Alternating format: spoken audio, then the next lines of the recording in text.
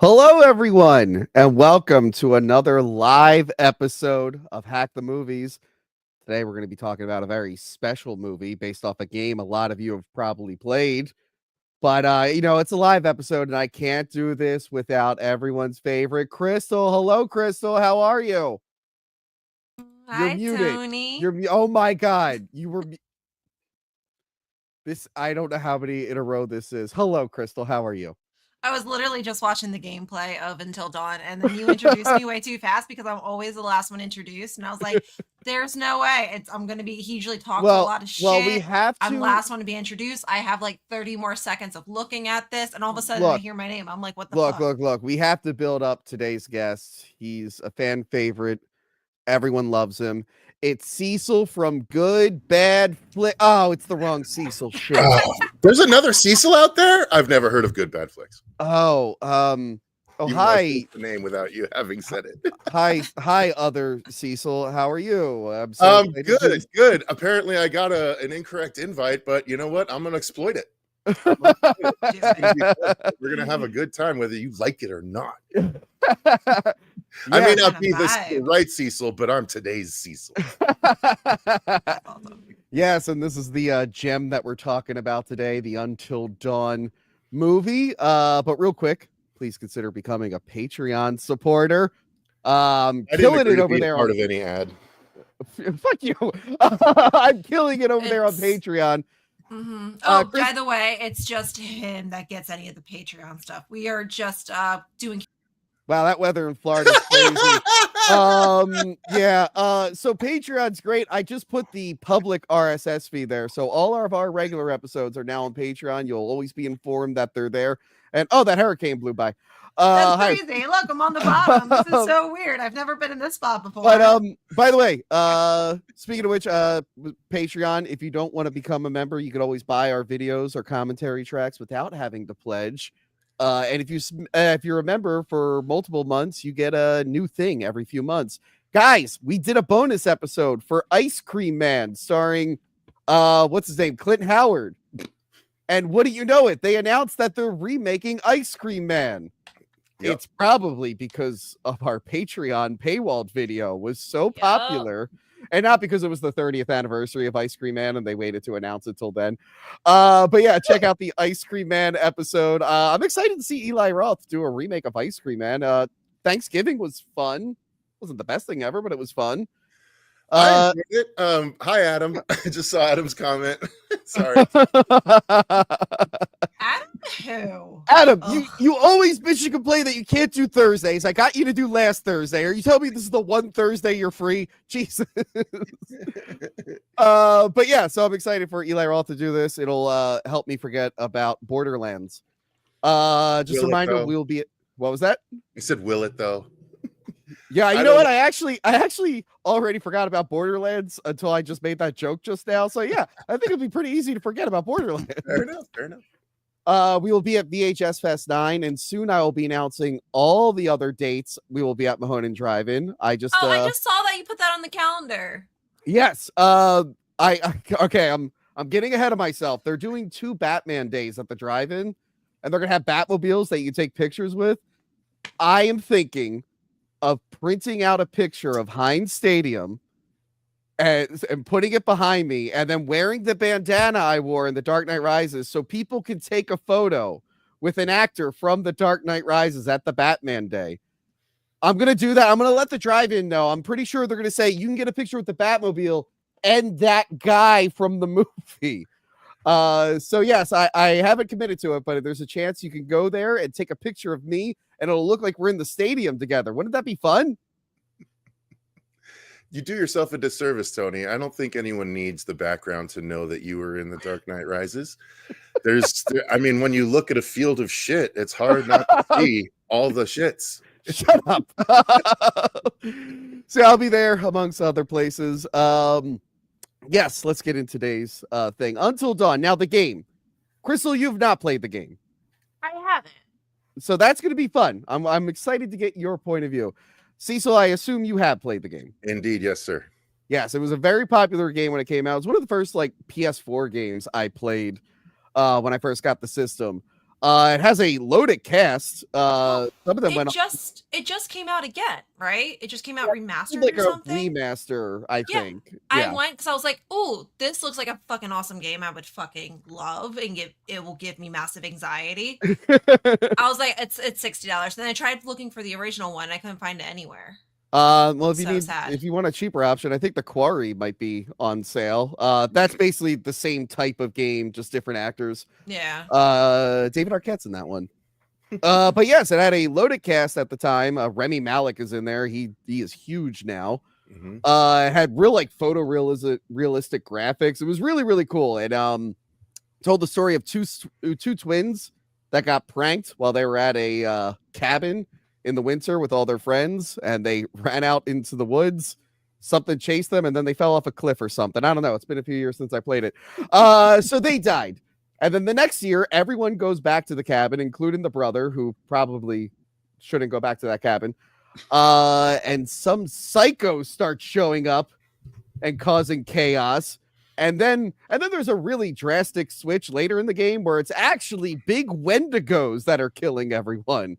Mm-hmm. The game was written by horror filmmaker Larry Fazenden, who also wrote a movie called Wendigo, or directed a movie called Wendigo.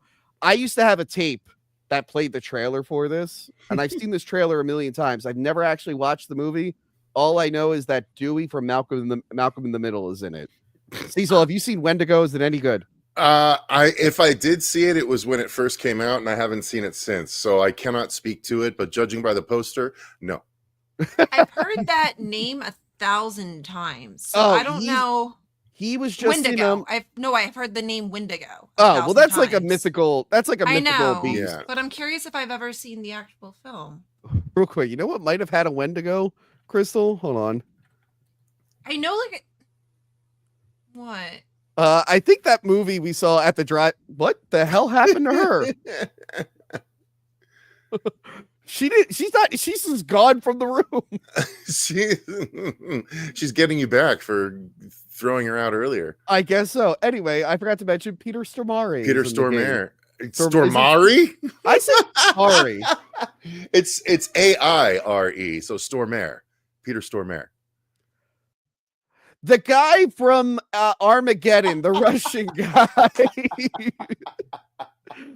The control you exert over your streams is unparalleled. I hope she comes back. That was like mid word she got cut off. There she is. This has been my life for the past 48 hours. Okay. So if this happens like 10 more times, I'm sorry. But like all of a sudden my screen just like went blank. It said, "Oh, snap, something went wrong while displaying this webpage." And I was like, fuck you, dude. Crystal, I think there was a Wendigo in that film that we saw at the drive-in, Winter Beast. Remember that movie, Winter Beast? Nope. It was one of the worst things we've ever seen. It was a movie that apparently some really bad shit. It was a movie that apparently took like 30 years to finish, and you could tell because all the film looks different throughout the movie. I think there was a Wendigo in that. Anyway, Ravenous is a Wendigo movie. Technically, that's a fucking great movie. Ravenous. What? I never saw that one. Oh, that's one of the best fucking 90s thrillers that people don't talk about nearly enough. Okay. I didn't remember that it was a Wendigo movie, but it makes sense. It definitely makes sense. That movie I think that was early as Christian Bale, maybe even. Oh no, Guy Pearce, not Christian Bale. Anyway, sorry. That's all right. Now the cool thing about the game was the butterfly effect system, because it was like, it's basically a choose your own adventure game. I mean, you move the characters around, you do stuff, but they all had these different like branching patterns, and you would find these totems. Sorry, 1 second, I'll circle back to that. Oh, I don't have a picture of the totem. Okay, you would find these totems that would give you a hint of something that was going to happen. So when it came time, you could make a decision based off what the totem showed you, or you like didn't a final destination hint kind of thing. Sort of. And it was really, really cool. It was a way to help you beat the game or get like the good ending or whatever. I didn't realize on my first playthrough that the point of the game was to keep everyone alive. I played this with my friend Anthony, Lauren Soda's cousin, and we just had fun making the characters do stupid stuff. This lady, the moment we had a chance to kill this lady, we did not hesitate. We blew her away real quick. So yeah, at the end, I think we only saved one guy. I think it might have been her boyfriend. I think that was literally the only guy we saved. We managed to kill almost every You're character. always for the boyfriends, Tony. You It was an always want to save the by the way, boyfriends. it was an accident because we were just picking whatever the most entertaining option was. But then during COVID, I played it with my ex, and we got to the second to last chapter, and we realized we have kept everyone alive so far. We were like, holy shit, we could do it. We could do it. We played the 6th chapter 7 times because we kept killing someone at the last minute. And we were like, no.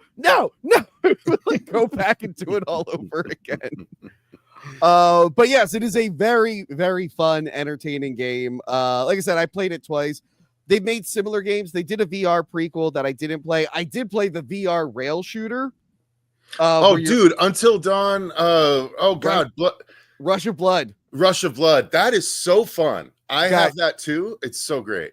If you go back far enough on this channel, you will see a 2016 Tony playing the Until Dawn VR thing, being absolutely terrified. It was horrifying. And then they the same team went and did The Quarry, which I live streamed last year. I played The Quarry. That's on the Clips and Streams channel. So of course, Sony and PlayStation, they were like, well, we got to turn it into a movie. Uncharted did so well.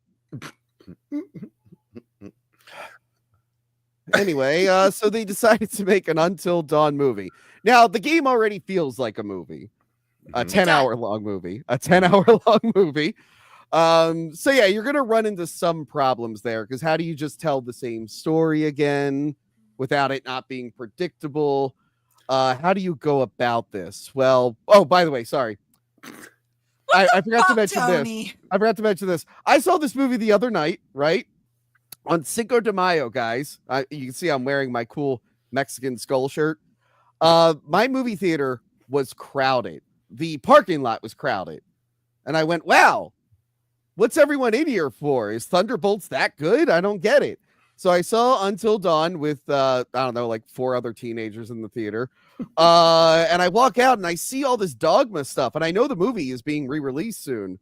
And I look at the guy, I'm like, hey, what's up with all the Dogma stuff? Isn't this early? He goes, oh, Kevin Smith is here tonight. He's in that theater over there doing a Q&A.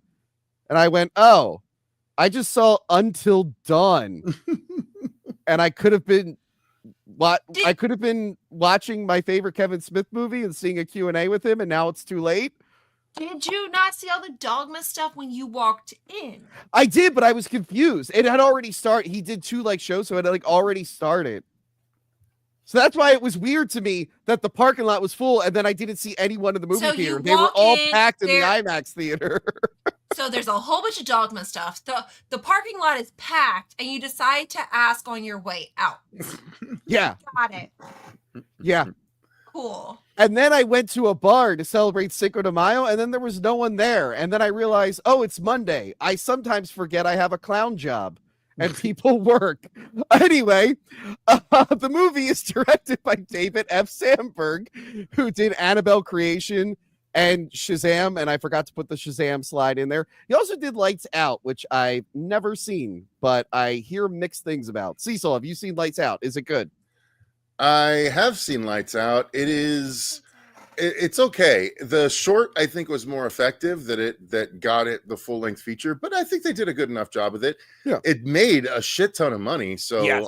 There's some value in it. Just it wasn't like my favorite thing. Yeah.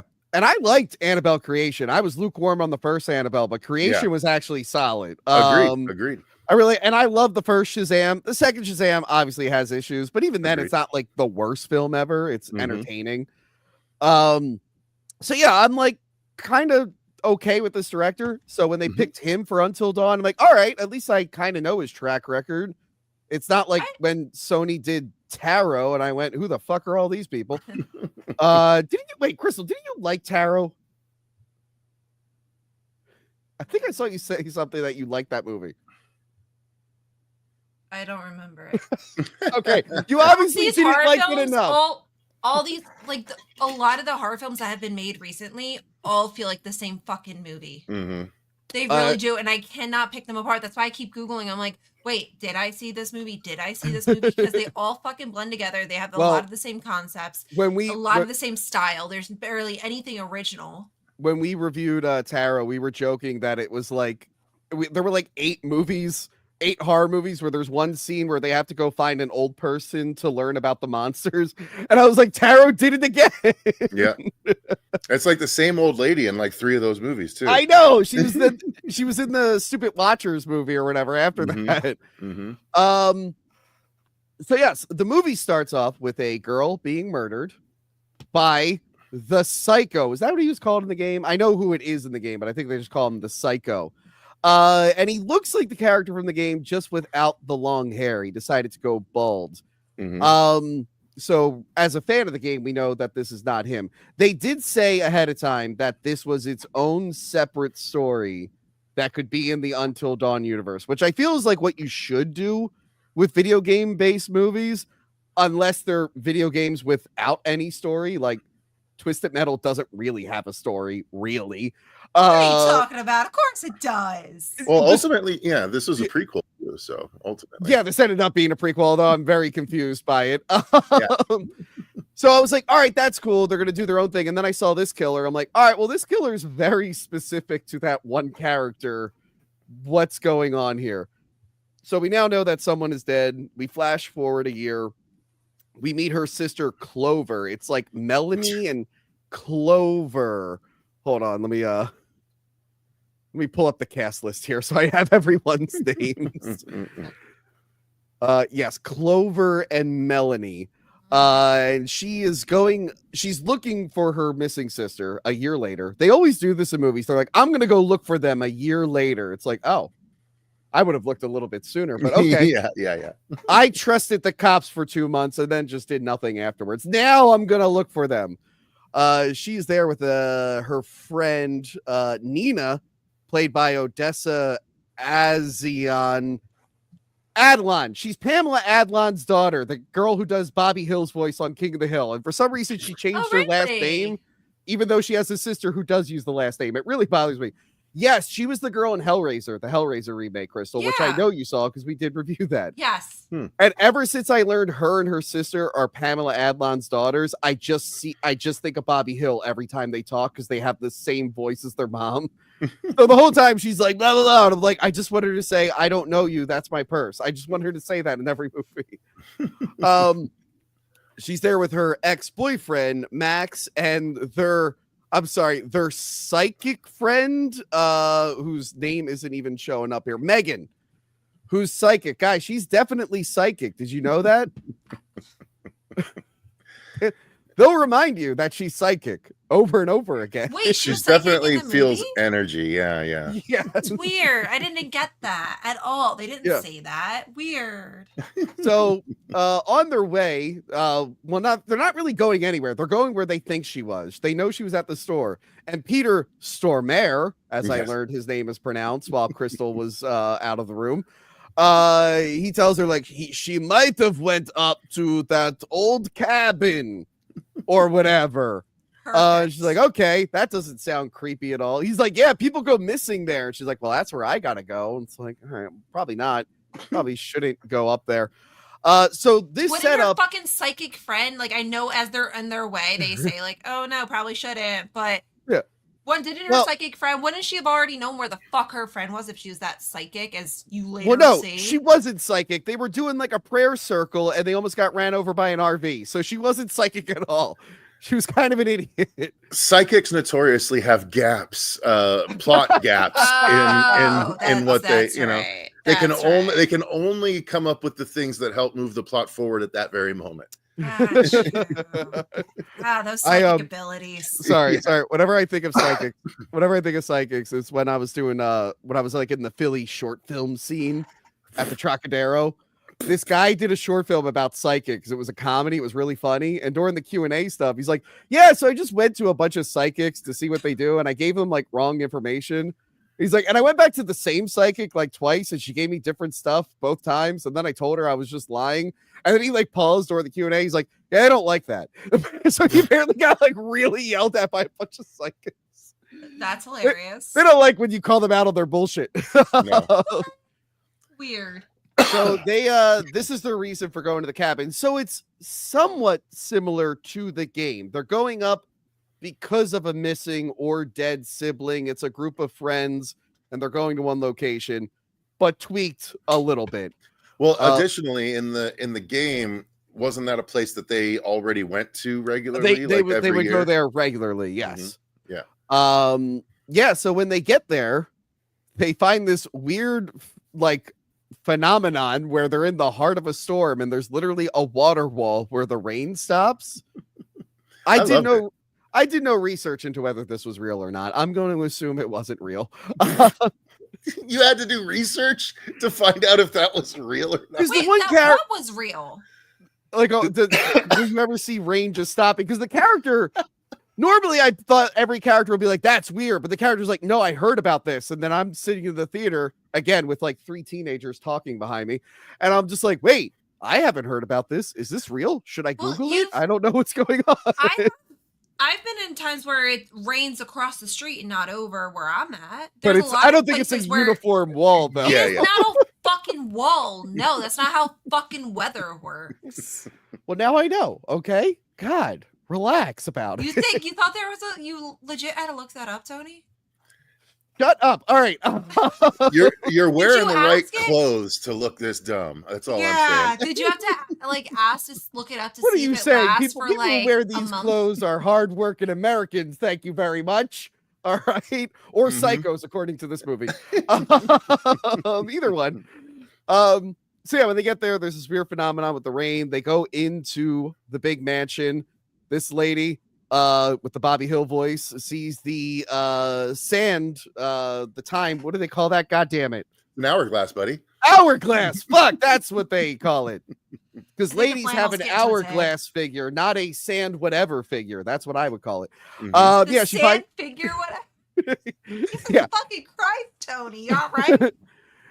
Yeah, so this is based off the cover of the game, which had this skull with the hourglass. Oh no, they put a skull underneath of it. They notice there's a like a guest check-in and everyone signs their names in multiple times, and the latest one was Melanie. And holy shit, that fly just did that show up on camera? That fly is gigantic. Sorry about that. Squirrel. Yeah. I just want everyone to know. At some point, I might get hit in the head with a giant fly. I don't want everyone to be alarmed by it. All right, Cecil. Random things happen on these streams. A crystal will disappear. I'll almost throw up. That happened last month. I almost threw up on a live stream because I was dehydrated. Yeah, I saw that clip. Oh, Jesus Christ! I was really close to just puking all. I was not okay. No. I'm fine. I'm doing fine right now. How you doing right now? You all right? I was out in the sun working and I didn't drink enough water. So we'll see what happens again. You were working out in the sun? Yeah. I was doing yard work. I was doing man stuff. Why do you think I'm dressed like this? This is why I'm so confused. Fuck you. So that night, they all get attacked by the Psycho Man. He kills them one by one. This lady gets her face caved in. That was pretty rough. A guy gets his eye chopped out. Didn't appreciate that. The first dude gets cut in half, which is kind of a reference to the game because there is a famous bisection scene in that game. And then they wake up and it's the same day all over again. Starting at a kind of arbitrary point. Yes, at a weird point. Real quick, Cecil. What did you think of the killer in the scene? Did you enjoy the slasher in this scene? I mean, so the biggest problem I've had with slashers recently, slashers recently, is the lack of creativity in the look. Clown in a Cornfield is just another example. Hell of a Summer was just a dude in black robes and a fucking devil mask. I despise plastic masks on killers nowadays because it's so fucking uncreative and overdone. So at least I can say that this guy had a unique look. Yeah, it is the look from the game, so it's not wholly unique, but outside of the game, it's, you know, we haven't really seen anything like it. So I like the look of him. He's just a fucking silent killer. So there's not much to him outside of that. He's more of a Jason than a Michael Myers, which I'll always appreciate, you know? I don't like the walking wall that is Michael Myers. So I think this guy's cool. You know, I think he's fine. It is weird. This is reminding me of the Silent Hill movie when they use Pyramid Head. It's like, well, Pyramid Head is like very specific to a character in those games that you're not using in the movie. So now it's just there to look cool. Seeing this guy, I'm like, well, I know the backstory of this killer in the game, and I know you're not doing it. So now this is just jarring. Cecil, I don't think he did a good enough job. And I think I know someone who would have done a better job. And if you would allow me to audition right now, hold on. Let's see here. I don't have quite the same mask, so just bear with me here. Okay. You ready? Where'd he go? He got so embarrassed of What you, the he fuck? left. He just disappeared right in the beginning of this. He said, I'm doing my "Fuck bit, and this he shit." died too. Yeah. What the? He said, fuck this shit. Soon as they saw you grab that mask, he's In like, the middle of my "I'm comedy done." bit. He says, You I thought we asshole. were reviewing a movie. He was like, I thought we were reviewing a movie. Why are we just talking about nonsense? And why is Tony randomly putting on a In the mask? middle of my comedy bit. Yes. Yes. Did you do that on purpose, or did you like literally lose connection? No, man, that's timing, buddy. Anyway, if you would allow me to audition, okay, ready? I'm Until Dawn guy. I'm sad about my sister, and she's a monkey man now. I think that was pretty good. I think I could have saved this movie, guys. What do you think? What do you think? Just as much as any of the other movies you've auditioned for, absolutely. So what you're saying is perfect, and you will cast me in all those fan films. I get you. Until Dawn fan film. Let's do it. Let's do it. Crystal, you can be Wendigo. We don't need to do makeup. Perfect. All right, let's get back to this. Thought I was pretty good. I'm Until Dawn guy. That's his famous quote. I'm Until Dawn guy. Yeah. Mm-hmm. Wow. Every killer should just do that. It's like, I'm Friday the 13th guy. It'd be great. All right, so they wake up. And we realize we're in a Groundhog Day sort of thing. And of course, they had to reference the movie because they knew everyone was going to say that. And apparently, by the way, this movie has chapters. I have the official wiki up. And the chapter 1 was Slasher. That was it. There's and now fucking chapters? Yes, they wake up on night 2, which is Witch. Mm-hmm. They find out they have all their missing posters here. So they are aware that something supernatural is happening. They meet a witch who's she possesses the psychic lady who is finally psychic for the first time, and kills her. And then she possesses Clover, and has her, she like puts the oxygen mask on her. She has her do creepy stuff with the clown. I thought that clown was going to get up and move. Were we all upset that the clown didn't like come to life? There's nothing to the clown at all whatsoever. It just appeared. That was it. And I was like, that's it? The suspense in that scene was actually pretty good. David F. Sandberg, he can craft a decent like horror scene. I agree. The delivery's a little weak because she's like, here we go, your favorite, your plastic masks. She just shows up with plastic masks. Oh, yeah. The witch gives her some detail. She's like, you have to either survive the night become one with it or join the night, which I guess means become a killer. Yes. But then it's like a specific thing later. It's a little confusing. Meanwhile, Nina and Abe decide to leave, and there's just a giant kaiju. Why didn't we get more of that fucking thing? I was wondering. I was going to say the same thing. We saw nothing. That's all you see. That's literally all you see of that. Like, oh, the most interesting thing in the movie I get for fucking 2 to 3 on-screen seconds. Yes, and I know they needed to come up with something to keep them from leaving, but this feels like a post-production thing. Like they were like, I don't know, put something out in the rain that they can't get past. I don't know to the VFX guy that just did that. Then, if that was his only direction, because that was fucking awesome looking. Yeah, if anything, it looks like a giant Wendigo, like a gigantic one. Yeah, you're not Which wrong. there were none of that in the game. There is a specific like Wendigo that turns the girls that is like super strong in the beginning. There's like a prequel chapter. How but many killers Wait, wait, wait, wait. are there in the game? whoa. What are you doing? What are you doing?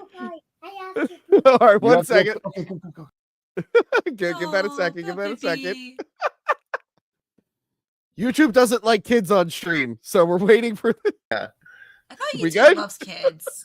No, they do, but his mom wouldn't love it. That was it. You know what it reminded me? That reminded me of Understood. that. What was that? That interview. The guy was like doing a Skype interview, like on a big news site, and his kids came in. The cleaning lady comes in and grabs the kids. Yes, I think that's awesome. I Yeah, might be called for poop duty in a minute, just so you know. Understood. I'm throwing up. Crystal's dying. You're cleaning up shit. What is this show? I'm dying. Well, your internet died a couple times. So yeah, I don't know what the hell this thing is. And this is, by the way, this begins my problem with this. Now, I like the Groundhog Day premise of this because part of the fun of the game was replaying chapters to have things turn out differently. So I was cool with that. The problem is it's a different thing each night. I'm like, well, that's not really the game. You think they So- would learn their lesson and try something else. But now it's like, no, it's a different monster each time. Like, I feel like we're doing a different movie. Are we So doing can a you time loop? explain the rules of the game to me? Huh? Can you explain the game to me then? There wasn't rules per se. It was just you and your group of friends show up and various scenarios occur. You split off to follow different characters and different things, and you're put into scenarios where you have to choose, like a choose your own adventure. And the Okay. choices it was the first game that I can remember where you choose a dialogue option and it says this character will remember that. So it's one of those things, and so the choices you make will craft the decisions the characters make, and that's why you can finish the game with 1, 2, 3, 4, 5, 6 people, all of them surviving. You can finish the game with any of those permutations depending on the choices that you make throughout the game, and a lot of the choices will get your friends directly killed if you make the wrong ones. Yeah. Are you fighting them too? Is it like an action fighting game, or is they it just do- choose your own adventure? They do quick time events at There are points. quick time events. There's where one, like you're there's- climbing out of a mine, and if you Yeah. you miss the button, you'll slip and fall back down to the bottom and die, kind of thing. So you're not There- physically trying to fight off the monster. Not really. I Yeah. think maybe there Huh. might be like a wiggle sort of thing, like wiggle the stick for this. There is a specific game mechanic that I'll bring up later because they replicate the one scene. But no, I don't like that it was a different thing each night, really, because I'm like, No. I feel like we're doing a different type of movie then because there's nothing to learn. It was all over one night, if I'm not mistaken. Maybe 2. Yeah, well, no, I mean, what do you mean? What, They're the just movie? No, I'm saying the Or- game. The game. game. Was Oh, yeah, all, the game. Yeah, The that was game all was just one one night, I night. think. Yeah. But I mean, if you're Really? going to do this Mhm. idea, because the reason they wanted to do the time loop is to feel like when you're playing the game and you restart. Like, I get Right. that. Like, that's clever. But the problem is, it's like a different monster each time. Like, no, it should be like they do this, but now the killer gets them a different way, which I guess Happy Death Day did, which I still haven't seen. Yeah, that's Um, exactly what Happy Death Day did. Honestly, this movie, so just to be clear, I enjoyed this movie a lot more than a lot of other people did because I didn't have a problem separating it from the game because, like you said earlier, the game's an 8 to 10 hour game. Yeah. And you can't consolidate that into a 1.5 to 2 hour movie correctly.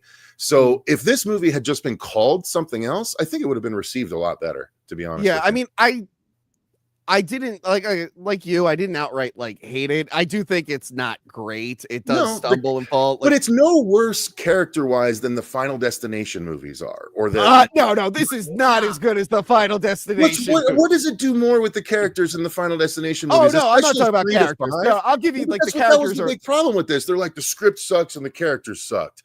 Everything else was pretty cool. It's like, well, yeah, that's the same with Final Destination. Like literally the exact same. I There will not is no stand story for in Final those movies. Destination No, you're just looking at the slander here. kills. Yeah. It's not, so Yeah. like why I didn't understand the hatred for this Well, no, outside of the title. Like that's literally all. well, that I was pissed trying to people like. off. I don't know, the whole like the lore that they're building in the movie just gets real muddled. They set up things that don't go anywhere. Like in the witch section, the dude sees a werewolf drawing. Yes. And then afterwards, they say that they're changing, and I'm like, oh, that guy might be a werewolf. They The show him with the girl. claws for a minute too. And then they Yeah. never deliver on that. Right. That's Yeah. the weird thing. Yeah, agreed. Yes, Um, I agree. Like the so girl yeah. started having fangs, and then like does she still have the fangs? Because they never call back to it. Like they start to change, but you only see a little bit of it. Yeah. You Well, not really only don't that- see much progress of it. Yeah, not only that, but they outright break their own rules at one point when they're looking at the phone, right? And they see all the knights. And the last one they see is when they're dying, and the girl leaves. And then they all wake up again and they're like, we got to go rescue her. Wait, it's a new night. Why didn't she? So if she didn't die, she should be out of the loop. That's the thing. It started changing the rules and switching them up. And then when there's a bad guy at the end, I feel like it loses me. However, night 3, Bad Water. I like this. See, this is the audition I wanted to see. I wanted to see you audition as the water. I fucking lost it. I was okay. So I knew there was going to be something with the water. Because you see the water tower. You see the things that appear every time. Like it's a hint. But they are too idiotic to understand that. I was expecting it. I was expecting something with the water, right? So yeah, on night 3, they decide to all just hide in the bathroom from the killer. I don't know why these guys would be leaning up against the door if they thought there was a killer, because he could just stab them right there. I'm being summoned. Forgive me. Huh? I'm being summoned for duty. Literally for duty. Okay, we'll wait till you come back. This show, it's just really great, Crystal. Yeah. Hey. Diaper duty sometimes, though, it could take a while. We got a super chat. Have you changed a diaper? Have you changed the twins' diapers? Crystal, I've changed so many diapers. I've changed more diapers than a childless 35-year-old male should have ever changed in his life. And there's 2 of them, so I have to change twice the amount of diapers. Yeah. That should be on your dating profile. No. Oh, they're in Disney right now. Here we'll do baby talk while he's taking care of his kid. I don't want to do too much baby talk. Well, they're in Disney right now. They met Moana, their favorite. Gabby was very excited to meet Moana. In the video, I'll send you the video afterwards. She's like real excited. Mia was completely starstruck and had no idea what to do. She just froze and stared at her. At one point, Moana's like, all right, let me bring one of you over here so she could be in the middle of them. And Mia just followed Gabby and then just got in front of Moana and stared at her face. And Moana had to turn her around. She it was one of those things where you meet your heroes and you're like, oh my God, I don't know what to do. I don't know what to do. That's cute. Okay, we're back with Cecil. Yeah. I did baby talk while you were away. We were talking about my nieces. That was so quick. I'm impressed. Oh yeah, I was like, dude, you pooped a lot. And he's just like, I always do. I love that. Thanks. Anyway, rewinding here. This part, I cried laughing because he drinks the water and I'm like, okay, is he gonna start melting? Is he gonna is it poison? Is worms gonna shoot out of him? Never in a million years. Oh God, we have a baby again. He ran. It's okay. Never in a million years did I think that guy was gonna blow up the way that he did. I was just losing my shit. And then the girl's like, we all drank the water, and then she just blows up. Did anyone see that coming? Literal explosions? I in the back of my mind, I was like, they wouldn't. Because I was expecting more of a melting too, but yeah. Ultimately, I was like, oh, okay, they went that route. Cool. Yeah, I was expecting when he coughed up, I was like, oh, he's going to cough up things that are going to grow and attack them. No. Yeah. He just blew up. It was so fucking funny. For some reason, For some reason, Megan takes a long time to blow up. Tortured her. Yeah. Mm-hmm. And then Peter Stormare shows up. As his character kind of from the game. Earlier he was playing a different guy. Mm-hmm. And I do love that he says something to Clover and she just goes, what? And then blows up as soon as she's done talking. Yeah. I was fucking crying. I'm like, that is That could have just been its own little clip. I will watch that clip a million times and laugh really, really hard. Yeah, it was the same. It was the same vibe as the moment in The Monkey when the girl dives into the pool and just. I didn't fucking see the monkey. Oh, neither. oops. Oh, well, No, but never the mind. now You didn't now hear that what I it's on said. now that it's streaming and on Blu-ray, Is it? every promo uses that scene. So I have Oh, seen that. oh, scene. you're right. You're right. They do. Yeah. Yeah. It's a funny movie. Honestly, I have to it's see it. over the Yeah. top funny. But yeah, go ahead. I'm not the biggest fan of that director. I wasn't crazy about Long Legs or I wasn't either. Yeah, so I was like, all right, I'll Tony wait till didn't put it video. on our fucking monthly review. Everyone was talking about it. And he goes, no, let's go see some movies that are going to be in the theater for like 3 days. And then that's it. And then a whole bunch of other movies that are really bad that no one heard of. What, Havoc starring my good friend Tom Hardy's bad? How dare you? You certainly know how to capitalize on audience, buddy. It was the director of He knows The how Raid. to drive his co-hosts fucking. Wait, to the Havoc wall. is the director of The Raid, really? Yeah, that's why I picked it. It was Tom Hardy, shit. the director of The Raid, and then I Did it found out. suck? Because I would watch it based on. Oh that. no, it sucked. It's been sitting on a shelf since Oh. 2021, and I fuck. now know why it's been sitting on It's a so shelf bad. since 2021. It was really bad. Fair enough. So night 4 is titled The Wendigo. They end up going into the basement and exploring down there. They find a bunch of research that Dr. Hill, I believe is his name, right? Let me make sure I have that name right. Why does things happen quicker than other nights? That's Like, a it's good. weird. Some things happen right away, and then some things take a really long time to happen. And I'm like, Yeah. is it trying to fuck with them? Yeah, I think or- so. I mean, if it was the same timing every night, they would be able to start to expect things and, you know, So we see keeping them Doc- on their toes, you know? But they Yeah. just happen to be doing research, and that happens to take a long time before something attacks Well, this them. is That's true. where the Dr. Hill stuff makes it very confusing because so he's talking about the Yeah. mental asylum where they were witnessing people turn into Wendigos. Now that's the Because thing. you have to talk about, like, because the town, whatever Yes. thing happened. So did this happen in the game as well? In the game, it wasn't a town that went under. It was a mine collapse, and a bunch of miners were like eating each other.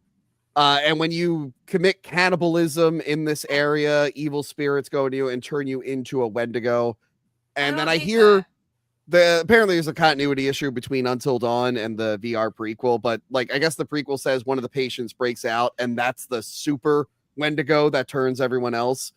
So yeah, he's saying that happened, but now these people are turning into Wendigos for different reasons, not because of cannibalism. It So doesn't make sense. So how the town collapses. Yes. There's only a couple survivors. Yes. And trauma turns them into Wendigos? Yes, that's new for the movie. It was just if you did cannibalism. Yeah, But this is just trauma? Yeah, apparently. We Now- have so many more Wendigos in this fucking world. If I that was, don't like, what understand the happens with Wendigos in this trauma. film at all. And now No. look, I will applaud this movie for using a bunch of practical effects. Mhm. The director and like they really use practical effects. I saw the little featurette they put out, and after what was it? The one that really pissed me off. Last Voyage of the Demeter. I don't trust any of those fucking promos. When they go, we use all this practical effects, and you see the movie, and it's like 2 frames and CGI the rest of the film. Demeter was the worst offender of that. I'm like, what was the point of even putting out that video? To this movie's credit, they use a shit ton of practical effects. The Wendigos are all practical makeup. Here's the problem. This is one case where a digital effect actually would have been better because the Wendigos in the game are like, they're inhumanly skinny and have these giant long arms. I showed a picture of one Mhm. earlier, and I'm like, oh, these just look like zombies. They don't Mhm. really look like. They do look like zombies. That's exactly what they look like. They look like And- they would be minor zombies. And Like, this would be fine if this was like a 90s movie that couldn't actually do that effect. But it's like, no, you could do a good digital Wendigo. Like, I wouldn't have minded that. Or even if it was like partial CGI. Because right now, like, there's nothing really interesting about them. They're But just you zombies also- with 4 teeth. you could have done a practical effect on this. I mean, they did. But Not- you could have made the arms longer with practical. You can do that kind of stuff. I guess you could. You absolutely can. You can go further with instead of just some face prosthetics, do some more arm and leg prosthetics, Yeah. add They- some more stuff to it. They literally made what essentially were the Wendigos in the movie called Come Play. Okay. That was about a creature that would attack kids through tablets and Okay. stuff. Like, it was really interesting that Oh, way. that's But cool. yeah, and it actually has, at the end, legitimately made me cry. It's so fun when horror movies can do that. Yeah. But the creature itself in it looks exactly like a Wendigo from the game would look. He's like tall and like really thin, spindly arms and like gross long fingers and stuff. Cool. Dude, Come Play is great. Watch Let me- Come Play. Hold on. I I'm really gonna wanna watch I'm gonna bring this. up Come Play Monster. Yeah, I really should put safe search on that.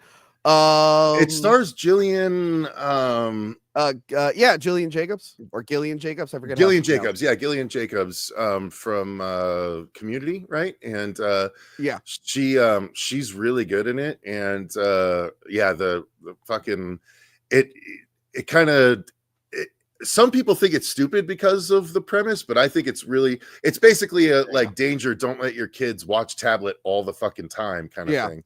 Yeah. You know what? It looks awesome. Now that I'm thinking about it, we've actually had a lot of monsters that look like this. The Quiet Place monsters, other than their weird flower head, they have giant arms. And then Boogeyman, that movie that came out like a year or two ago, those were basically like darker skinned Wendigos. Mhm. So maybe they did it just to be different, but I'm sorry, like, but the fucking, we just reviewed VHS. The fucking siren looks creepier than this does. Yeah. And that was in what? although I fucking years appreciate the ago. makeup So effect. she and got a the whole makeup- movie because of that. Yeah, we still got to I watch have the see Siren it. movie. I know. But this Okay. looks like it just Okay. looks like a zombie. So they all die again. I like that she makes her boyfriend kill her, and then he like drinks the water. I think he tries to blow up her sister's full Wendigo now, and I think he tries to blow up the sister, but like he doesn't get to her in time. He just explodes. We get to the last night, and it turns out they've skipped a bunch of nights. And this weird. this chapter is apparently called where is What it the here? fuck? What are we gonna do now? Let's hurry No, up and try to it's get called this movie done. found footage. Found footage. So the guy, the Abe, It's called he fucking goes- found footage. Because they Yeah. find the footage. yes, I get Abe is that, like, but what- wait a minute. but- They're like, how did we miss so many days? He's like, wait a minute, wasn't I filming stuff? And me, the viewer, I'm like, yeah, you filmed like before all the horror happened. You haven't filmed since. We haven't seen you pull your camera out since. No. And- This part's annoying because all of this stuff was in the trailer and it made it seem like they were going to be bigger scenes. So this one genuinely creeped me out where they see a guy in the hallway and he's a giant, big giant shadow monster. This part where like the eel's That was coming one out of big- her face. And this is all just a montage. It's just a montage of different things that they didn't have time to do. Realistically, that dude in the hallway scene was done better in It Follows.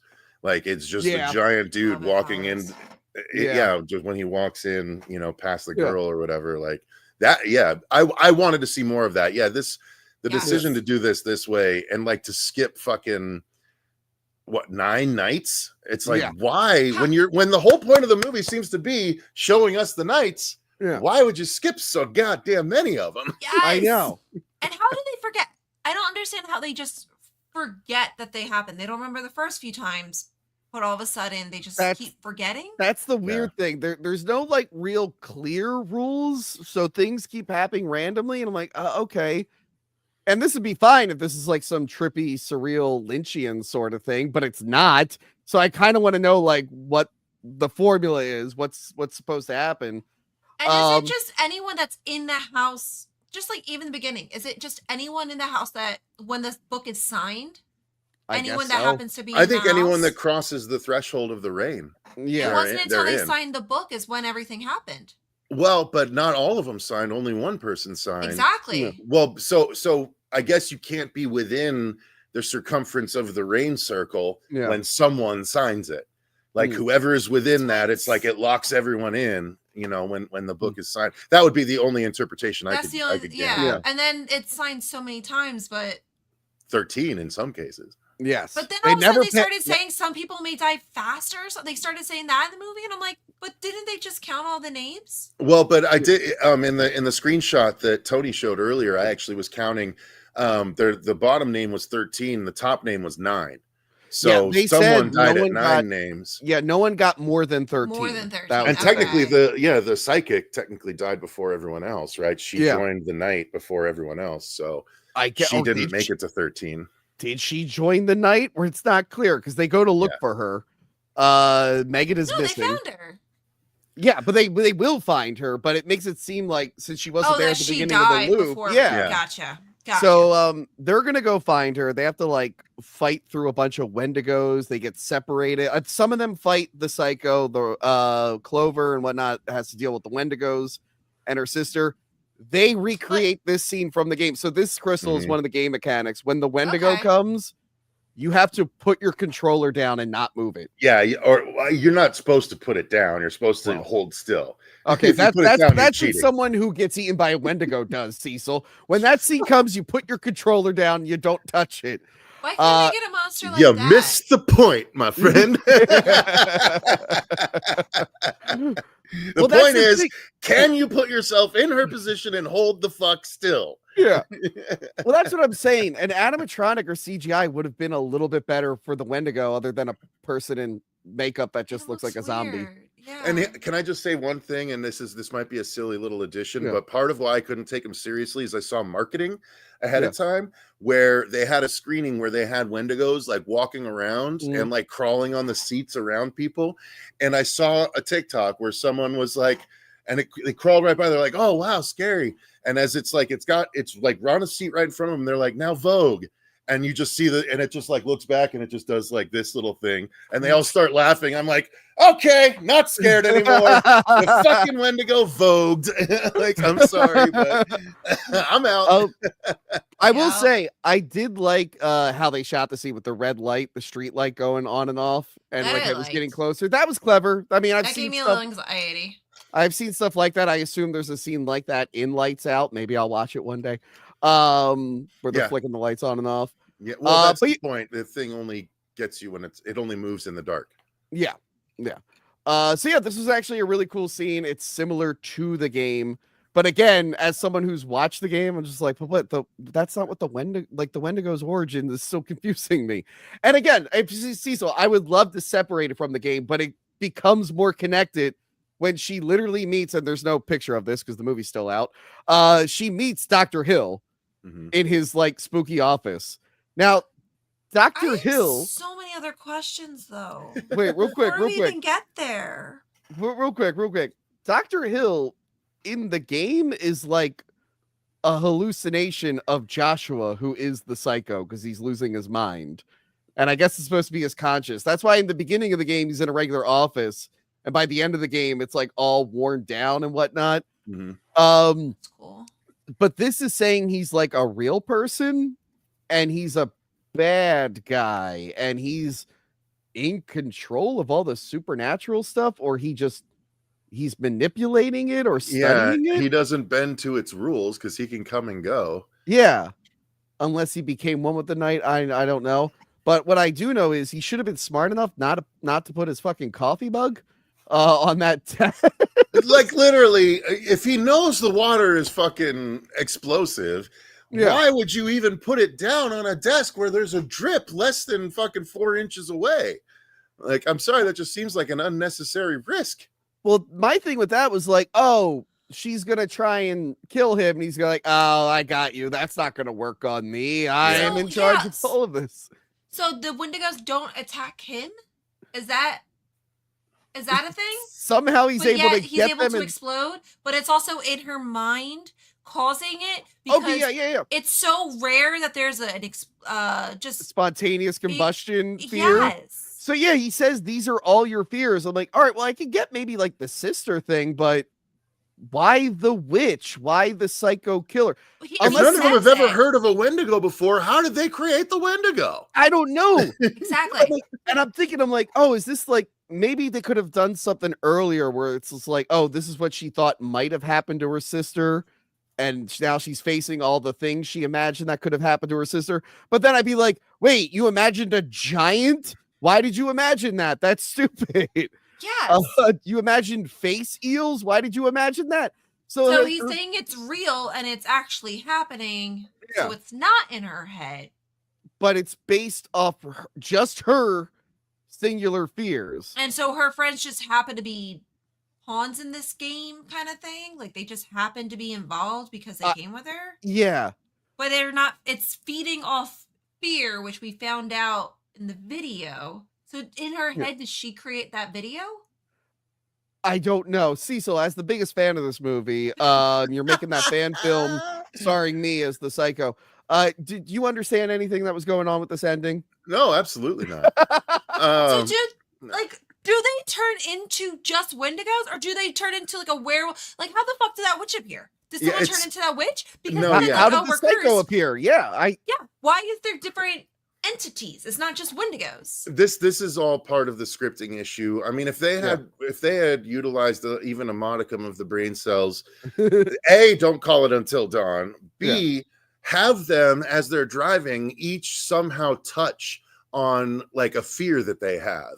Yeah. And then have each thing fucking represented somehow as one of the deadly things, one of the nights. Yeah. And if they don't make it out, have them turn into that thing by the end. Like, give it all a reason for happening. You know, like it doesn't have to like be like so grounded or anything. Like it can be fantastical, but give it a reason. Give it an A, B, C. You know what I mean? Don't do like A and then L and then P. You know what I mean? And have it not connect. You know what I mean? Now, here are two examples. One, a good movie, and two, a bad movie. A good movie, Cabin in the Woods. Mm-hmm. We hear about all the monsters that could exist, and the characters go in the basement and they see items associated with those monsters. Mm-hmm. So it's not super jarring when they show up at the end. Mm-hmm. So that's where you can like introduce all these different types of killers. And again, bad movie, tarot. There's a bunch of tarot cards, and it's just the characters that are on the tarot cards, and doesn't really have to do anything with them, but at least it's something. This one, it's just like there's a giant for no reason. There's a witch just because. And wasn't the giant on Witch Night, or am I wrong? Yes. So like, it was. why? So why? I guess that's just the security guard. They came up with He's that. the bouncer. He's the bouncer for Ghost World. I don't know. Like, how does she become like if she didn't die, but when the witch put the oxygen mask on her, right? Yeah. That wasn't considered a death for her?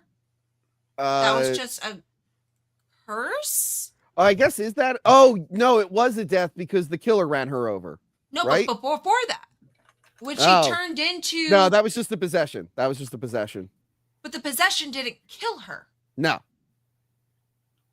That's why the killer had to run her over to reset it. Because for some reason the killer though and the witch, were they teamed up or were they against each other? Because that's part of the confusion. Were they together or not? I don't know. Are they all working together? He never interacts with the Wendigos, I think. However, I did like the fight scene with him that all three of them had to pick up the sledgehammer to crush his face. That was fun.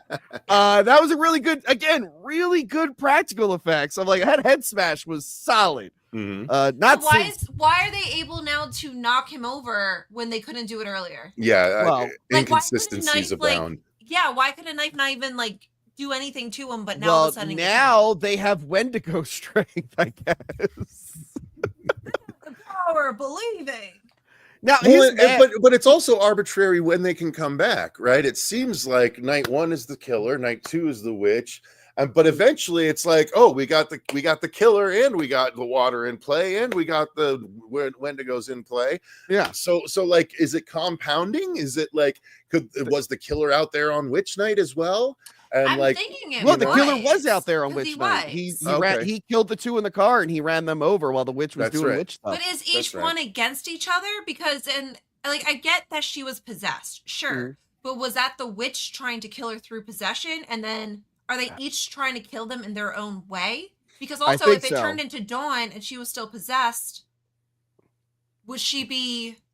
Then the witch could maybe have escaped? I'm not sure. I think if you don't escape the first time, you're stuck, right? You've become something. Yeah. But I don't know. They broke their own rules so many times. It's hard to, assume. But they make it out. They recreate the cover of Evil Dead. I thought that was clever. They make it out. They survive the Wendigos. Hill's dead. And Dawn arrives. Oh, we forgot to mention on Hill's desk, he has a document on Joshua from the game. And I'm sure Rami Malek got paid thousands of dollars for them to use a picture of his face. I actually just saw an interview where someone touched on the movie with him. Yeah. And they're like, yeah, you were in the original game. And he's just like, I don't see a penny for that. He's like, it's so annoying. He's like, that game became a phenomenon and I don't see shit from it. I saw they got some of the actors, the ones who didn't become super popular, to react to the trailer. I thought that was funny. You know, it's funny. The redhead character from the Until Dawn game, she played like a fake therapist in the Tubi movie about the Johnny Depp trial. And I'm like, oh, how do I know that girl? I'm like, oh, she's from Until Dawn. Leave it to you to watch the Tubi movie about the Johnny Depp trial. It on Patreon. My editor Jess was following that trial religiously. So when they made that movie, I'm like, all right, I guess we'll cover this for Patreon. Let's just do it. And she showed up. I'm like, oh, it's that girl. I know her. So yeah, the movie ends. They get the good ending. We didn't even talk about the psychic being stuck in a fucking cell, basically. Oh, right. She was stuck in a cell with the Wendigo. Like, just after why? breaking the rules and surviving the night, but still being there. Yeah. So all right, so again, this is a Sony movie, and they're famous for butchering their stuff and rewriting it and messing it all up. So also, I had to just ask too. In the first few times, the clock literally restarted from where they were all standing. Mm-hmm. Yeah. But by the time we get to later in the movie, they're not anymore, right? Because they were in the one area where they're like, "Oh, we had to drag you because we thought you were dead." Yeah. I think we're just meant to assume that they start in those positions and then just come back together to continue their figuring out. Yeah. I mean, that's me trying to feel I'm winning a Stan Lee No Prize by saying that. You guys know what the No Prize is? No. So Stan Lee used to have a thing in Marvel Comics where if a reader found a plot hole in the comics and they filled the plot hole, they would write a letter in and say, well, it could be that this character was actually doing this, blah, blah, blah. And Stan Lee would on his soapbox be like, yes, that's what happened. And you win a no prize, which means there's no prize, but you filled the hole. That's awesome. Yeah, the no prize. That's exactly what I intended, and you figured it out. Yep, exactly. That reminds me of the Reno 911 movie when they accidentally solve the mystery of Patton Oswalt. He's like, and you figured out that I did this, and Dangle goes, yes, we did. They're actually going there to apologize to him because they didn't know he was the bad guy. They're like, we did, what did you say again? We did all of that. I love Reno 911. Oh, it was so good. Funny. I didn't watch the Quibi season or the new movie, but the original run is the original run's great. Yeah, so then it ends. The post-credit or whatever is setting up the video game. So this is a prequel. And I guess Dr. Hill is dead now, and his spirit went to Joshua. So is Dr. Hill a real person who was Joshua's therapist, but at the same time was running a time loop factory with monsters? I don't know how this connects to time loop in the game. No, other than you, the player, replaying levels. That's where they got the idea for the movie, because they wanted to feel like when the player replays the game. But in the story of the game itself, there's not a time loop happening. Right. Yeah. Yeah, because if you replay the game, you make different decisions, you save different characters, hopefully more. So like every day was a new playthrough. We're like, oh, who did you save this time? And like, you know, and they were trying to say, okay, but let's have a broader story where you need to try and find a way out of the loop and whatnot. Yeah. But that is it's making a good idea way too big and just for no reason. You know what I mean? Yeah, well, like Sony likes to take simple ideas and overcomplicate them. Like, you know, there's simple ideas like, what if this guy fought Spider-Man? And then they go, but what if he doesn't fight Spider-Man and he's the hero and 8 other characters from the comics are in it for no reason? Let's do that 6 times. Sony does that. Just a bit. Crystal, it's Morbin time. This is from the people who gave us Morbius. Oh, shit. Adam put out the call. I don't have any popcorn to throw. Chicken jockey. We got a chicken jockey. There you go. Thank you, Adam, for trying to derail the chat. Not that there wasn't kids and bad internet and whatnot derailing the chat. Wait, did you say chicken jockey? Chicken jockey. Chicken jockey. Oh, she's gone. Oh yeah, she wouldn't say chicken jockey last stream. She left when we wanted her to say chicken jockey. Come back. I disappear when you say chicken jockey now. So yeah, the movie, look, it's not the worst thing ever. It falls apart at the end. I appreciate what they were trying to do. I like the commitment to practical effects, although in one of the creatures' cases, it would have been better if they didn't do that. And there were some genuine moments that were tense and scary, but overall, it is a mess. It's not going to make fans of the game happy, and regular horror fans are, even if they're on board for it, are going to be disappointed in the ending. And we've seen killers with time loops and monster mash stuff in other things. It's supposed to be feeding off fear. And the thing is, you hear, especially when the psychic is pointing to the different, which I actually thought was pretty cool and interesting, when the psychic was pointing to the different people and you heard them. Yeah. It just felt like they were getting defeated. They just wanted to die and they were just basically giving up each time. Mm-hmm. But this group is just so wanting to fight back so hard. And I feel like every night there's less and less fear, more and more determination. But they're getting stronger. But they're not feeding off the fear then? Yeah, I don't know. it's in the writing. To that point, they should have been worn down, Exactly. but they should all have emotional reasons that they can all draw on that last night. Be like, okay, no, like this is our last opportunity to do this, and this that we need to do. Let's rally up and do it. And that's where their strength comes from. As opposed to like, it's getting worse and worse, and yet they're getting stronger and stronger. Exactly. So, yeah. And what was I gonna say? So they want you to like hate the Abe character, like the new boyfriend character. But like he's Very technically strongly. they want you to hate him. Like at one point his girlfriend stabs him so he can't interfere with their plans. But like he's not wrong about anything. Like he's not their friend. He should leave. He doesn't have a strong attachment to any of these people. He was lied to about what the trip was supposed to be. And they're like, you want to leave when our friends are out there? He's like, yeah, I don't know you guys that well. I need to get the fuck out of here. I'm like, you're my girlfriend. They haven't even been dating that long. That was where he did fuck up. It's like, dude, just leave the chick. Just get out of there. Yeah. Just get out of there. Well, he was ready. That guy, in the freaking car, he's ready to go. Like that got really confused at. I was like, wait, so they're exhausted. They just came out of this whole, they picked him up.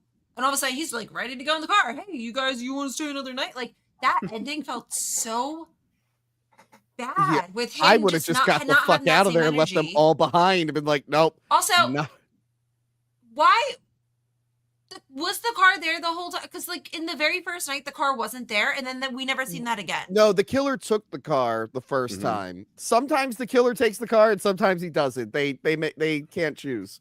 They can't make up their mind. It's whatever's convenient for the night. Yes. I did like the one thing where they forgot to include a gay character, so they had to mention that girl had a girlfriend before. I was like, okay. Wait, all right, thank the girl with the asshole boyfriend. They're like, before that, she dated another guy like you, and then they go, and she also dated a girl. Like they like look at the camera, I totally missed that, and it was like, oh, thanks for letting us. Okay. I'm like, I don't think anyone was asking, but all right, thanks for letting us know that. Yeah, that's it's becoming an omnipresent thing in horror movies. You know what? I hate to say like it feels forced because I don't want to get grouped in with the anti-woke stuff, but like that, this is one case where I'm like, yeah, I did feel a little forced. I don't know why you felt the need to include. Don't watch Clown in a Cornfield. Oh, wait, isn't that the director of Tucker and Dale versus Evil? Yes, but he did not write it. It is it's written by a guy who's constantly on TikTok hawking Clown in a Cornfield 3. It's gonna make money because Gen Alpha is they don't know any better. Like they don't realize that it's derivative of a million different movies. They're gonna think it's completely original, so they're gonna love it. But yeah, no. It's like I'm surprised that there's actually some of my contemporaries that are enjoying the film. Fuego and I were not happy. I got real excited that it was the director of Tucker and Dale versus Evil, but now I'm I don't want to see him do a bad movie. Well, did you see Little Evil or whatever the one he did with Adam Scott on Netflix? The Evil Baby. He did that oh, too. I think I like that one. I think I It like wasn't that one. bad. It wasn't bad, but it Little wasn't Evil. great. Wait, yeah, hold on. Little Evil. If it's the one I'm What's thinking that? of, hold on. I have a while you're searching. I have a. Oh yeah, particular- I loved Little Evil. It was Oh, like an Jesus. Omen parody. Yeah, that was Yeah, yeah. great. That was fun. I used to love Tucker and Dale Tucker and Dale versus Evil a lot, but I Yeah. had a bad interaction with Tyler Labine, and so now I can't stand it anymore. Which is He was the bearded one, not okay. he was not the guy that had a massive career afterwards. Okay. Yeah, he He was. was in some stuff. He always plays small parts, but yeah, I know what you're So talking so about. early in the horror show, and when Cameo came about, I was like, oh, I would like occasionally get a cameo from a horror person saying, hey, you're watching the horror show kind of thing. And so I sent him, like, I paid for a cameo from him to do the same thing. And he did the cameo, but the video was, yeah, I'm not gonna do that. I don't know who you guys are, so I'm not gonna thanks though. And I was like, you motherfucker, you could have just not done it rather than taking my $30 to say he no, took I'm your not gonna do that. money? Yeah, exactly. I've been tempted for 8 years now to put that cameo up just to be like, fuck this guy. Look at what he did. Cecil. Yeah, you should. Cecil, you know who would never do that? Cameo.com/Tony Peluso. I would never do that. Okay. I will do anything you does. ask of me. I'm really good at Cameo. I have very good ratings, as you Wow. can see here. 22 reviews, all 5-star reviews. I would never do that to you, Cecil. You don't get weird ones though. I have recently gotten a lot where they're like, "Hey, can you pretend that you're being strangled or choked?" Jesus. I haven't gotten that, but hey, multiple Cameo.com. times. Not where the first time I did it, and I was like, "Okay, this is kind of fun." Like, oh, they're like, "Hey, can you say happy birthday and pretend to choke as you're doing it or whatever?" I was like, "Sure, whatever," because they know I like horror. Wait, blah, blah, every blah. single But thing then- involves choking? What? Wait, they all include choking somehow?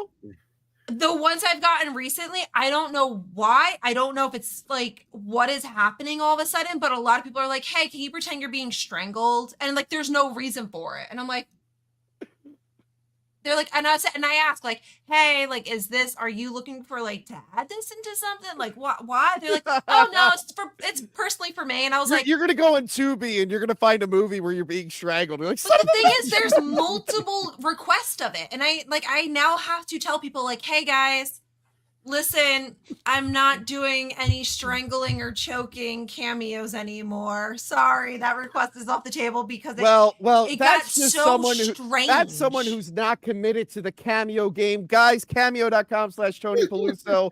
I've I done will a few. do all the strangling videos for you. I'll pretend to be your dad and say I'm proud while being strangled. Just hit me up. I am there. You don't get any sexual ones, do you? Maybe it's innocent, Crystal. Maybe they just OnlyFans, motherfucker. want it for when they're watching one of Tony's streams with you and they disagree with you. They want to pull up a video where you're being They strangled. actually hate me and they just want to see me die. That's all. I got it. Chris, they lot watch of the stream. people They want watch the that. stream where Crystal's like, I don't know. I thought the Netflix Kevin Hart movie was good. And they're like, I gotta Immediately pull up the strangle. window. Pull up that strangle. It But was good. Cecil, thank you for plugging my Cameo. I didn't realize you were such a big Jesus fan. Christ. I didn't realize they let such little people on there, but sure. You know, it's funny. I talked about this. I tried to get on in like 2020, and I guess I wasn't big enough. But there's like a really big loser who I saw got a cameo, and I'm like, oh, the floodgates are probably open. Let me try again. Because if that guy has a cameo, anyone should have it. And sure enough, I got a cameo. Not our Joey C, a different Joey C, who's way less entertaining. I like that I talk shit and you're sitting here with 150 people watching where I average 20. I'm like, holy fuck. You I can looked totally at talk you, shit, it's fine. you probably people might have noticed earlier in the stream that like I looked over, I just clicked on your stream and I was like, oh, like I made an audible noise, like, oh shit. I guess I better shape up. But that doesn't mean you deserve a cameo. Shut up. Doesn't. All He right. doesn't deserve anything. And the reason why people know him is because all the other fantastic co-hosts that he forgets about. Whoa. I will never forget mint salad. I bring her up all the time. She hasn't even been on camera since June, and I bring her up constantly. And I Manny know. Muskets. I never I forget know. about Manny Muskets. He's another one I talk about and praise. Why do you not like the non-autistic people? Because I'm very inclusive. Yeah, Cecil, we forgot to mention this in the wrap up. It was World Autism Day last month, and I shouted out all our autistic regular co-hosts. Nice. But then a few others chimed in. They're like, "Oh, I'm also autistic." And then the fans started chiming in. I'm like, at one point I replied, I'm like, "Is there anyone here who is not autistic and Hack the Movies? I just need to know. Is there anyone Pretty here sure who we is?" all are, to be honest. I'm like, We're all off. I'm looking at him like, I feel like I should get tested. I can't be drawing this much. Like, I gotta figure out something here. No, Tony, Yeah. you're totally. You are. I mean, Mint and Manny are. They are way. Like they are on the spectrum. Like clearly, Tony, you, me, Johanna, definitely on the spectrum. Yeah, There's dude, no doubt, or we would not be doing this. yeah, for sure. We all have a touch of the tism. I guess We so. all I did do. I do videos on how the Sax Man is a secret vampire slayer from Lost Boys because I read a comic book. So yeah, maybe I do. Anyway, Crystal, where do you land on the Until Dawn movie as someone who is not familiar with the games? What do you think? Knowing that it was a game, it definitely felt like a game.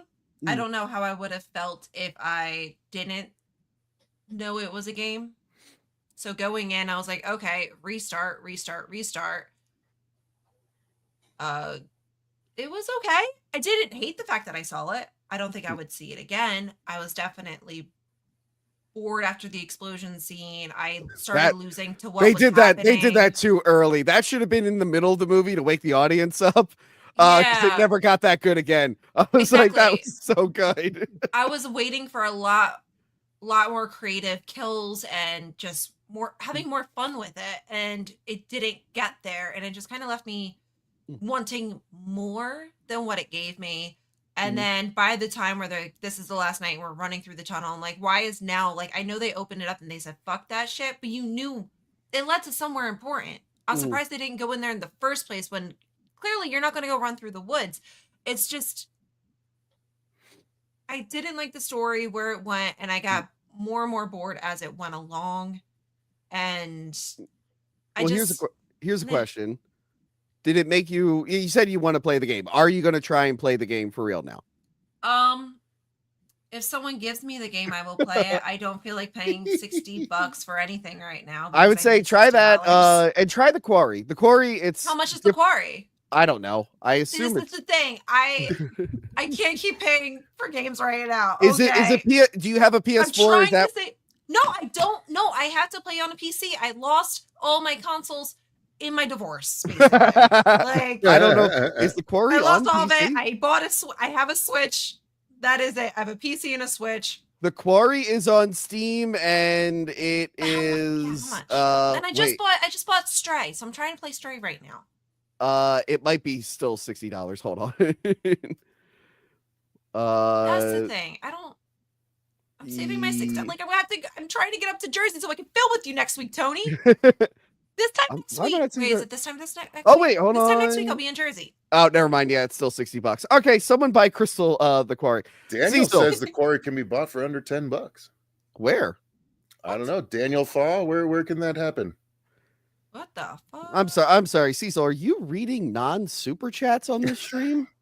Sorry. Wait, Are you reading from the floors, as I call them? Tony needs money to shove in my face so he can actually pay for the games that I can't. Got it. Fair enough. Thanks, Tony. Guys, get your super chats in while I ask Cecil. Cecil, what's your final thoughts on the Until Dawn game movie? Should they try it again? Do you think they could do a sequel to this? I think so. I just think they need to divorce themselves entirely from the game. I feel like if they had done that, this could have been a much more viable movie that wouldn't have immediately pissed a whole throng of people off. They didn't. The slasher didn't need to be that slasher. The Wendigos weren't the Wendigos anyway. They were just really emaciated zombies. So, like, there's no real reason why this had to be an Until Dawn movie. I think if they had just made those little adjustments, that it would have been a lot more successful and a lot more warranting of a sequel. However, since they didn't do that, they are going to take into account all of the backlash that it's getting as a result of it being a representation of the game. Yeah. And thus, I think it will unfortunately hinder it from getting a sequel. If Sandberg never got a sequel to Lights Out when it made as much money as it did, ain't no way they're gonna come back to Until Dawn anytime soon. Yeah. It all right, budget 15 million, box office the same 35.7 million. They're gonna call it a success. I mean, Maybe it's technically a success, but it's one of those where it's like a success, but they know they're not gonna get lucky again. That happens. I think M. Night Shyamalan's Last Airbender was technically a success, but they were smart enough to know we're not going to get lucky again. Don't do another one of those. They messed up. Now, if they make a Quarry movie, should they call it a different Quarry? Will that help? So what is the Quarry? It's the same idea, different characters. They're at a summer camp, but it's about werewolves. So you But become a werewolf? But you also do like branching patterns. You find stuff that like makes you. It's the same thing, the butterfly effect and whatnot. You can replay it. They have an 80s mode where they give you like a VHS filter. I haven't tried that though. That's cool. But it's got Lance Henriksen, David Arquette, the girl from Modern Family, and a few other people in it. It's solid. It's part of what's called the Dark Pictures Anthology. That's what it's technically called. There's been the Quarry, and then I think two other games since that are also choose your own adventure games. And apparently the most recent one has been the best one since Until Dawn. That's what I heard. Is that the Quarry? Because there's like two. No. The Quarry was the first one after Until Dawn, and I heard that one was actually not great. But Quarry was fine. Quarry's fine. I'm trying to find the list. And the Quarry game sequels, Supermassive Games. Okay, let me just look up Supermassive Games. Then I'll have them all. Yeah, listed. that's probably smart. I'm trying to do that too. All right, Dark Pictures Anthology. I have it here.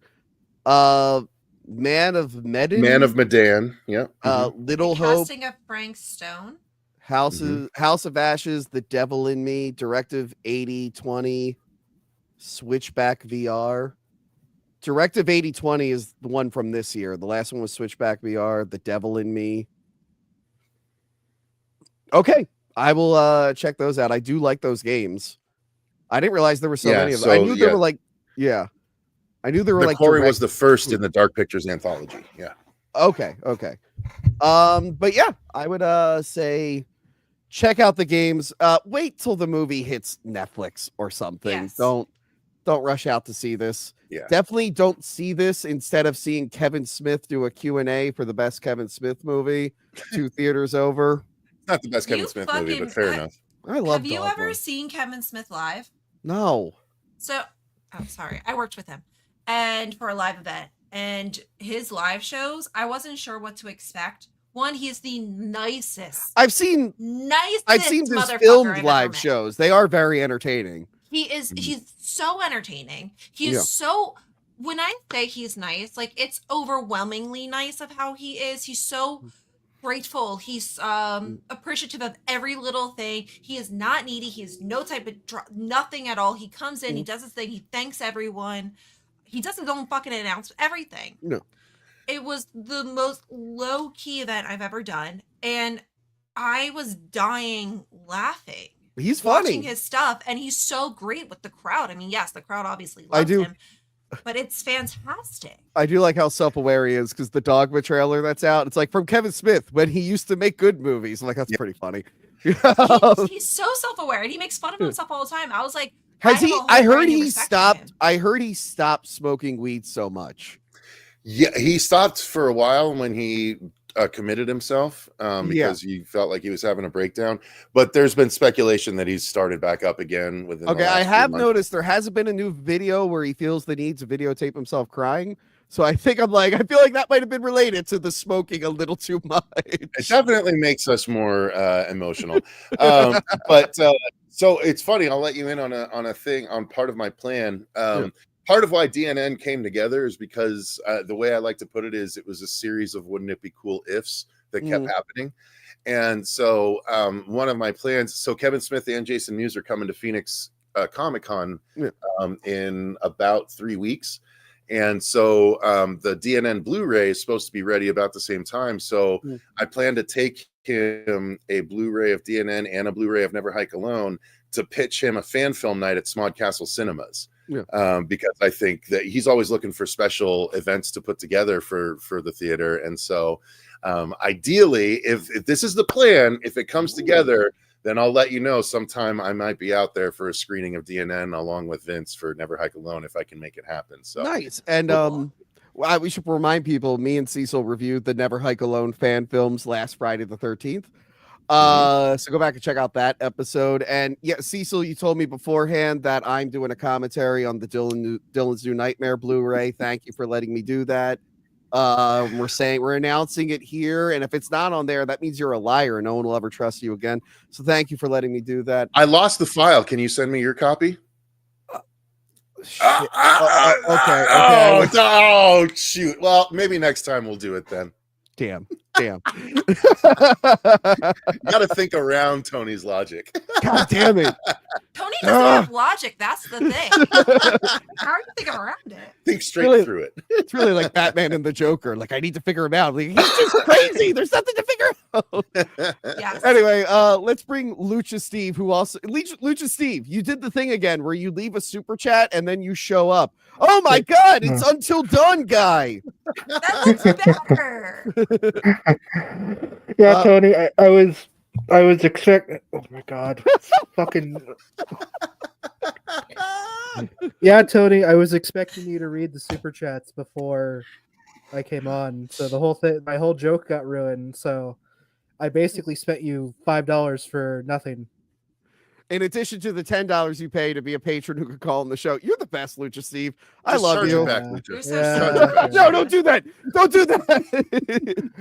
But you said you can't join because you're playing Evil Dead Fistful of Boomstick on PlayStation 2, the best Evil Dead video game. I like Regeneration more. Regeneration is way more fun. Yeah, people do say that. With the little Ted Raimi Deadite, come on. That is way more fun. I am actually gonna. I never got to finish it when I was younger, so I have that now. But I want to play Fistful of Boomstick because I haven't played it in years, and I used to play the shit out of it. That was actually my introduction to Evil Dead. Well, rest in peace, new Evil Dead game. They delisted Yeah. it. Yep. It's a shame. It wasn't even that bad. They just I know. I tried. Yeah. The demon I want to play lame. it until the servers go down, but I tried playing it last night, and it's like this game is fun, but it has issues, and they didn't fix the issues because nobody played it. Dude, like 5 months or like 4 months into the game, every time I tried to play it, I couldn't get a room started. There weren't enough people. I'm like, oh, okay, Yeah. cool. And the single player mission sucked, but the base game was okay. It was fine. Apparently, it was a victim of the Epic Universe launch bullshit, where it was only on Epic Universe instead of on Steam for a while. Oh, yeah, that probably hurt it. I had it on PS4, so I didn't. Yeah, that'll hurt your game. Do you want to stay on, or is the mask too much?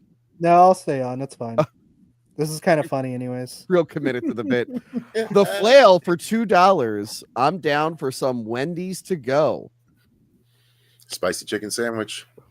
Okay. I will always go for some chicken nuggets. Wait a minute. Are you going to do the super chats before you ask me what I thought of the movie?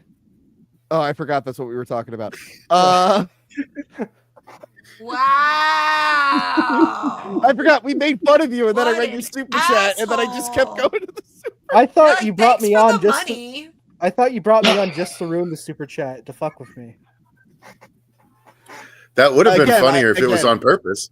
Again, I've been moving furniture and working in the yard all day long. I'm running on empty here. Don't you see his overalls? Yes. Tony forgot that he doesn't have a job, so he has to do something, pretending like he's a man. I have a job. I talk about video game movies sometimes. Lucha Steve, what did you think of Until Dawn? I thought it was all right. I'm a big fan. I'm both a big fan of the game and David F. Sandberg. So I was like, even when like I heard like all the changes they're making, and they're like, oh, it's not really an Until Dawn thing, but we just called it that and threw in some references. I was like, well, I like everything that David F. Sandberg has made, so I'll probably enjoy the movie. And I was like, all right, yeah, I like this. It's probably my least favorite movie of his. Mm. I'm confirming I liked Shazam: Fury of the Gods more than this. Shazam Fury of the God. The problem is Shazam didn't feel like the older actor and the younger actors just weren't. They felt like two completely different people. Yeah, that was the problem. Yeah, everything else was great. That was good. That girl is so hot in that movie. Anyway. Sorry. Continue. One thing I wanted to correct, because Dr. Hill in the game is real. Okay. You can find you can find a note that just says like, oh yeah, this is Dr. Hill. I'm worried about Josh. So it confirms he's real, and it confirms, oh, he's not like the asshole he is in like his scenes. But then this movie muddies the waters to the point to where it's like, I'm not sure where this fits in now. Yeah. It's very confusing. That actor clearly was just like, well, I'm getting paid. I don't really care. Yeah. Cool is in this. Did anyone, apparently they hid totems in the movie, like from the games? Did anyone spot any of them? I didn't see any of them. I don't even remember what they looked like in the game. Let me see if I can find a picture of them. Totem Until Dawn. Because you walk around, you have to like shine a light on them to even find them. Let me pull this up. Come on, load. God damn it, load the. We're losing viewers. Hold on, maybe this one will load faster. Hold on. It's starting to become like the ending of this movie. I guess this is like the original versus the PS4 version, but they look like that. There were like things that look like that. Oh. The PS5 remake like changed like a lot of the looks, and it looked crappier in my opinion. Yeah, they did that with like Spider-Man. They made Peter Parker look way worse in the remaster. But yeah, so you enjoyed it for the most part, and keep in mind you're also the only person who liked the movie Havoc, starring Tom Hardy. You're an asshole. Yeah. I overall I thought it's alright. I like it when people use the Groundhog Day formula. It's fun. It's a fun formula. I enjoyed the characters enough to like enjoy them on their journey. And even though like they did not look like the creatures from the games, I did like the Wendigo effects just because. Yeah, they weren't bad. They just weren't what they should have been. Yeah, that's the problem. Like that was bullshit. There's like, yeah, let's just skip a bunch of days and then we'll see like viral marketing clips instead. That was so dumb. It was really dumb. But yeah, I guess I would have rather had a montage, to be honest, of them just like an actual montage in the thing would have been way more fun. I agree. Yeah.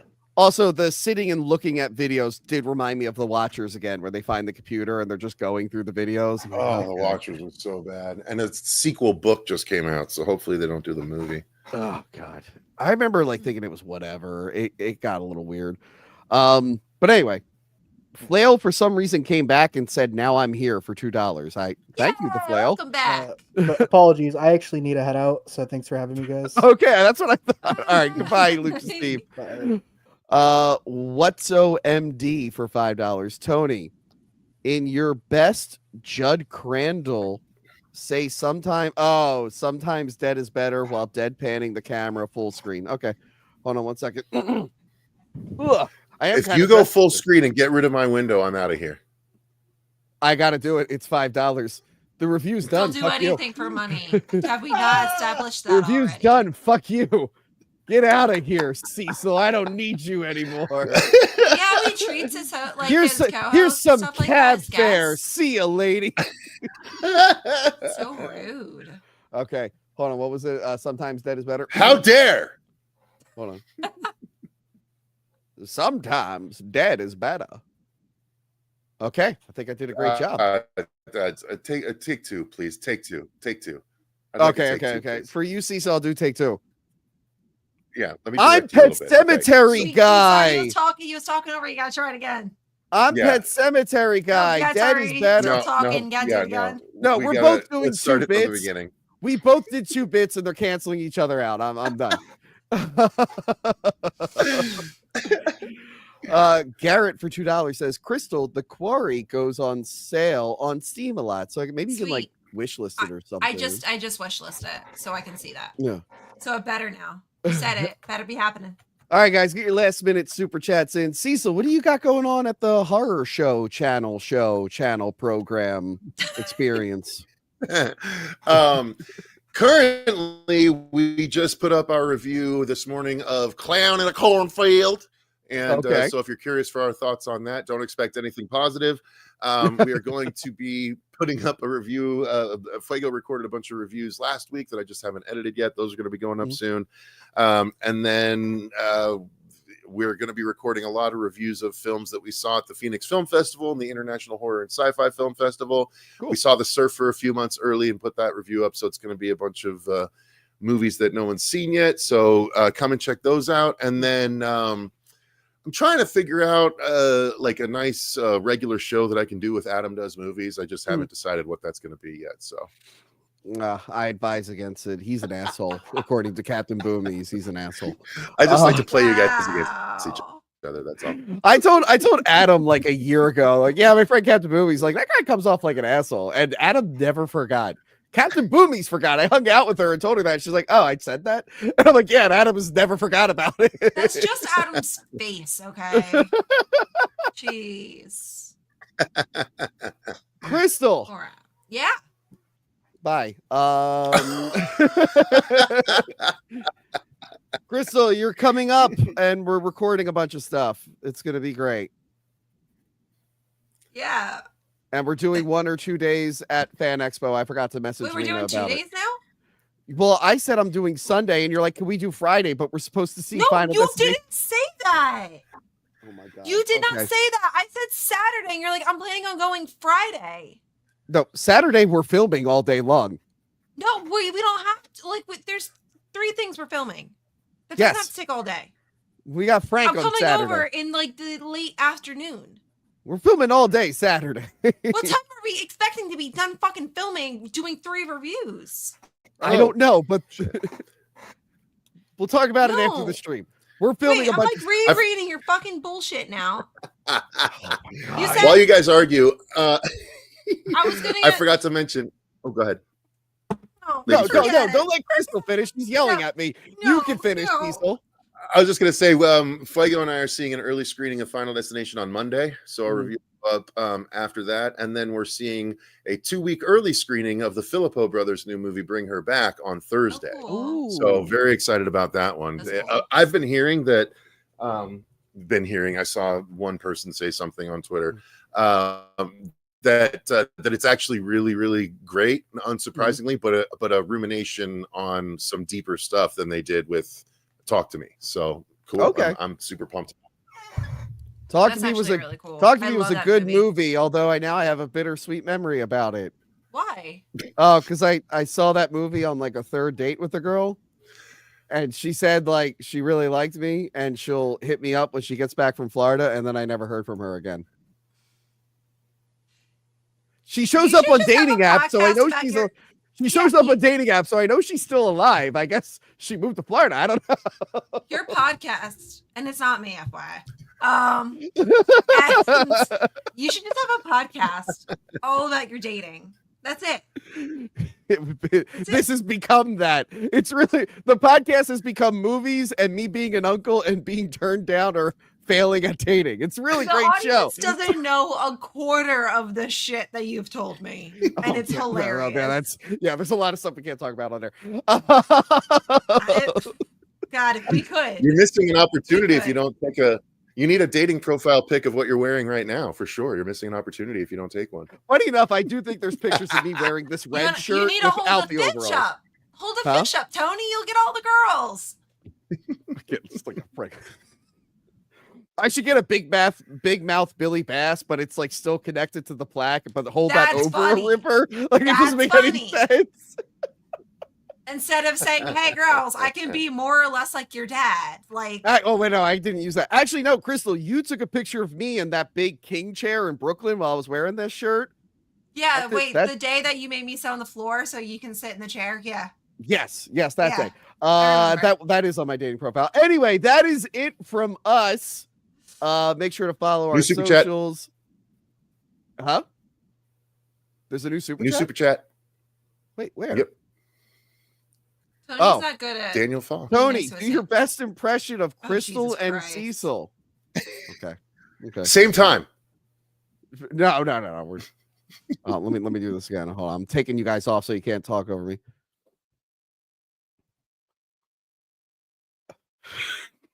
Fuck. I'm Cecil. New Nightmare was pretty good. Okay, now I'll do Crystal.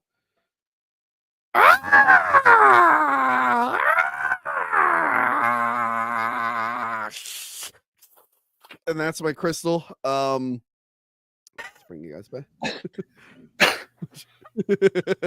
All the Just best screech- impressions start with "I'm this person." Velociraptor. That's That's He's all got I a massive hear. new That's super all I hear, chat, Crystal. I by hear the way. Velociraptor. Velociraptor Whoa! cat. Like I'm confused. Whoa, $20. Earl. Why would you do that? We Hey, don't get like Cecil and I don't get that 20. You do realize that, right? Shut up. Hey, Tony. Here's to make up for the Yeah. Legends review over at Movie Dumpster. To make up for it? What do you mean? What'd you Here's do? to make up for the Legends review over What at did Movie you Dumpster. do, Tony? I don't know. Earls, can you explain? You don't have to leave another super chat. Just explain. Oh, he gave them $50, so he's making No, up just for charge it. it back, girls. But he's Charge it back. but he's giving me less money. What the hell is this about? You got something. Why are you complaining? It's not enough. Jesus. It's not enough. Guys, be real. Anyone that super chatted, charge it back. Charge it back. Tony doesn't do this Shut for money. Just charge it back. Yeah, All of he it. said it on. Yeah, he said it. You have it. It's up. It's gonna be on forever. mine Let me double check Twitch. We got nothing on Twitch. Oh, the Rumble, guys! I forgot the Rumble chat. Yeah, Oh what my they God, we saying? got to pull up the Rumble chat. Who knows how many hundreds of thousands of dollars we're sitting on not reading. Who are you on saying Rumble. we once again? You have to stop saying we. Sorry, Rumble chat. Let's read all the Rumble chats here. Okay, there are none. Anyway, that's it from us, guys. Yeah, make sure to like, share, subscribe, join the Patreon, subscribe to the Horror Show channel. Hit Crystal up on Cameo, get her to do your strangulation fetish. No, I'm not doing it. And that's it from us. Goodbye, everyone. Bye. Nice streaming with you, Crystal.